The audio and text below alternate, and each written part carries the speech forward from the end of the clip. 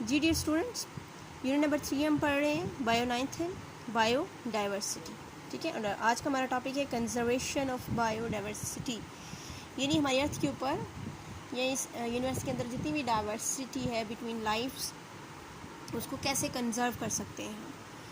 ठीक है, during the last century loss of biodiversity has been increasing observed, यानी last century से ये देखा गया है कि जो बायोडाइवर्सिटी है उसका लॉस जो है वो बहुत ज़्यादा हो रहा है, उसका लॉस बहुत ज़्यादा बढ़ रहा है। ठीक है, मॉडर्न इरा के अंदर, और इसकी जो वजूहात हैं वो क्या हैं कि लोग जो होते हैं वो अर्बनाइजेशन की तरफ ज़्यादा आ रहे हैं। ठीक है, लोग जंगलात की कटाई कर रहे हैं और वहाँ पे शहर आबाद हो रहे हैं।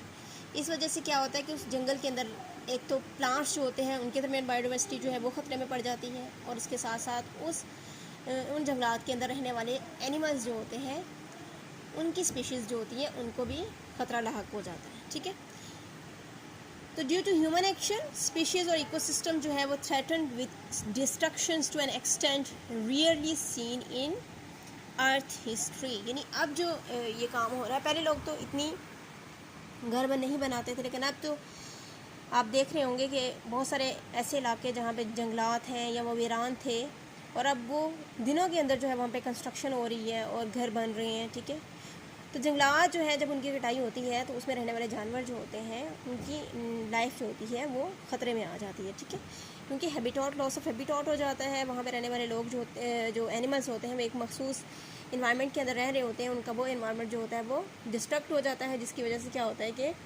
अब वो कहीं दूसरी जगह पे शिफ्ट होंगे, अगर माइग्रेट करते हैं तो वहाँ पे उनको एडजस्ट होने में टाइम लगता है, हो सकता है एडजस्टमेंट में उनकी डेथ भी हो जाए। ठीक है, बहुत सारे जो होते हैं वो उसमें उनका लॉस भी हो जाता है। तो यहाँ पे दो टर्म्स है हमारे पास। ठीक है, एक होती है एक्सटिंक्ट और दूसरी हमारे पास इंडेंजर्ड। ठीक है, यहाँ पे देखें आपकी एक्सटिंक्ट की एक है और दूसरी जो है वो इंडेंजर्ड है। एक्सटिंक्ट हमारे पास ये दो टर्म्स होती हैं और इसमें बेसिकली डिफरेंस पूछा जाता है कि what is the difference between extinct and endangered. Extinct species वो स्पीशीज़ होती हैं जो नापैद हो चुकी हैं, यानी इस अर्थ में से उनका जो है वो ख़ात्मा हो चुका है।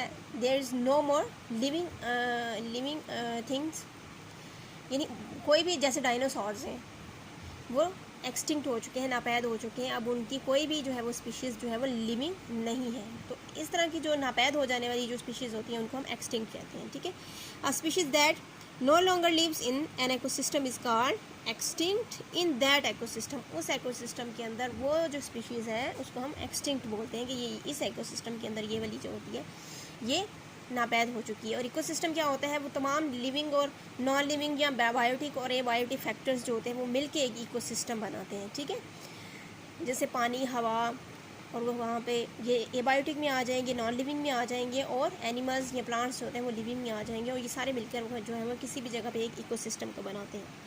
When species of an ecosystem become extinct हो जाती है, जब वो नापैद हो जाती है, the stability of ecosystem is harmed. ठीक है, आपको पता है फूड चेन होती है, हर एनिमल्स या हर लिविंग थिंग्स जो है वो दूसरे के ऊपर डिपेंड कर रही होती है। तो अगर एक इकोसिस्टम के अंदर एक स्पीशीज़ जो है वो नापैद हो चुकी है, वो एक्सटिंक्ट हो जाए, तो उस इकोसिस्टम जो है उसको बहुत बड़ा नुकसान हो सकता है। Biologist warn that global ecosystem would collapse if biodiversity continues to be reduced at the same rate, यानी जिस तेज़ी के साथ स्पीशीज़ जो है या बायोडाइवर्सिटी जो है वो ख़तरे में है, अगर इसी तरह रही तो क्या होगा कि नुकसान हो सकता है, ग्लोबली नुकसान हो सकता है, ओवरऑल जो है वो दुनिया के अंदर ये नुकसान हो सकता है बायोडाइवर्सिटी को। ठीक है, और इंडेंजर्ड स्पीशीज़ कौन सी होती हैं, यहाँ पे इन दोनों का डिफरेंस भी ये एक्सटिंक्ट की डेफिनेशन है। ठीक है, ecosystem species is called extinct when there is no doubt that the last individual of that species has died in that ecosystem. ये जब कोई आपको शक बना रहा है कि आखिरी जो उस स्पीशी का आखिरी जो लिविंग ऑर्गेनिज्म था वो भी डेड हो चुका है, जैसे डायनासोर्स हैं। ठीक है, इसी तरह इंडेंजर्ड स्पीशीज़ कौन सी होती हैं, जिनको ख़तरा लाहक हो जाता है कि इन फ्यूचर जो है वो ख़त्म हो सकती हैं, वो एक्सटिंक्ट हो सकती हैं। Species called endangered when it is risk of extinction in near future. ठीक है, तो ये हमारे पास दोनों का डिफरेंस है। Many plant animal species have gone extinct. Pakistan के अंदर भी डिफरेंट स्पीशीज़ जो है प्लांट्स की भी और एनिमल्स की भी वो एक्सटिंक्ट पे हैं।